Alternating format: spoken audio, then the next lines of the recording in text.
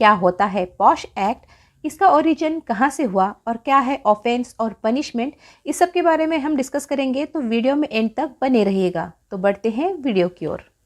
Sexual harassment of women at workplace act 2013, इसे posh act के नाम से भी जाना जाता है, यानी इसका फुल फॉर्म है prevention of sexual harassment act.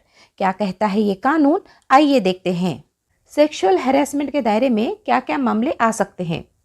Sexual harassment चाहे शारीरिक हो या मौखिक हो, जिसमें भद्दी टिप्पणी करना, सेक्सुअल फेवर की डिमांड करना या फिर पोर्नोग्राफी दिखाना, ये सब इस कानून के दायरे में आती हैं। क्या सिर्फ ऑफिस में काम करने वाले महिलाएं ही इस एक्ट के प्रावधान में आती हैं? तो ऐसा बिल्कुल भी नहीं है। इसमें वो महिलाएं भी शामिल हैं जो सरकारी दफ्तरों में काम करती हैं, फैक्ट्रीज में काम करती हैं, स्टेडियम या फिर आर्म फोर्स में काम करती हैं, या फिर आपके घर में जो काम करने आती हैं वो महिलाएं। ये सभी महिलाएं इस एक्ट के प्रोविजन में आती हैं। तो इनमें से किसी भी महिला के साथ सेक्सुअल हैरेसमेंट का मामला सामने आता है तो क्या प्रक्रिया होती है। कोई भी ऑफिस या संस्था जिसमें 10 से ज़्यादा लोग काम करते हैं, उनके लिए इंटरनल कंप्लेंट कमेटी का गठन अनिवार्य है। ऐसे में जहां 10 से कम लोग काम करते हैं या असंगठित क्षेत्र में जो महिलाएं काम करती हैं, उनके लिए जिला स्तर पर एक स्थानिक कमेटी या लोकल कमेटी का गठन किया गया है, जहां पर ऐसी महिलाएं जाकर शिकायत दर्ज कर सकती हैं।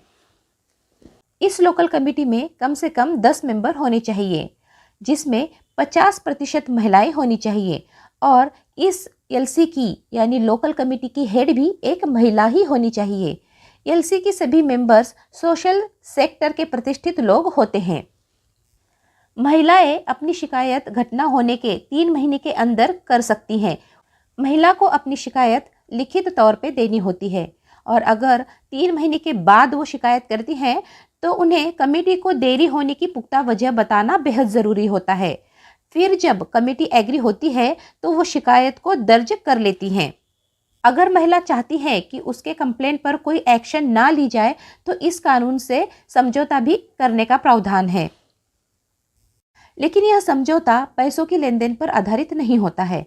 अगर महिला अपनी शिकायत पर कानूनी कार्रवाई की मांग करती है तो इंटरनल कमेटी को अपनी प्रारंभिक जांच की रिपोर्ट बनानी होगी, और अगर जांच में अपराध साबित होता है तो इंटरनल कमेटी को ये कंप्लेन और रिपोर्ट पुलिस में दर्ज करानी होती है।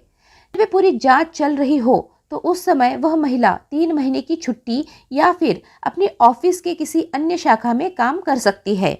लेकिन अगर महिला की शिकायत झूठी साबित होती है तो ऐसे में महिला पे भी कानूनी कार्रवाई हो सकती है। तो आइए देखते हैं सुप्रीम कोर्ट का जजमेंट क्या कहता है। सुप्रीम कोर्ट ने 1997 में एक लैंडमार्क जजमेंट पास किया जिसका नाम था Vishakha versus state of Rajasthan. इस केस में सुप्रीम कोर्ट ने सेक्सुअल हैरेसमेंट की डेफिनेशन दी और कुछ गाइडलाइंस भी पास किए, जिसे विशाखा गाइडलाइंस के नाम से भी जाना जाता है। तो अब हम इस ऑफेंस के पनिशमेंट के बारे में बात करते हैं। इंडियन पिनल कोड यानी आईपीसी में सेक्सुअल हैरेसमेंट को लेकर कुछ प्रोविजन दिए गए हैं, जैसे कि सेक्शन 354A सेक्सुअल हैरेसमेंट। इसमें दोषी पाए जाने पर कठोर कारावास जो कि 3 साल तक का होता है और जुर्माना भी होता है, या फिर दोनों का प्रावधान दिया गया है। सेक्शन 354B जिसमें 3 साल तक का कारावास होता है और जो कि 7 साल तक बढ़ाया जा सकता है। सेक्शन 54D स्टॉकिंग यानी पीछा करना, इसमें 1 साल तक का कारावास जिसे 3 साल तक के बढ़ाया जा सकता है। सेक्शन 509 रॉन्ग गेस्चर, इसमें 3 साल तक का कारावास होगा, साथ ही में फाइन भी होगा। ये था आज का टॉपिक। आई होप आपको ये कॉन्सेप्ट क्लियर हो गया होगा। अगर वीडियो अच्छी लगी होगी तो इसे लाइक और शेयर ज़रूर कीजिएगा। चैनल को सब्सक्राइब भी ज़रूर कीजिएगा ताकि हमारे आने वाली वीडियोस की नोटिफिकेशन मिले आपको सबसे पहले।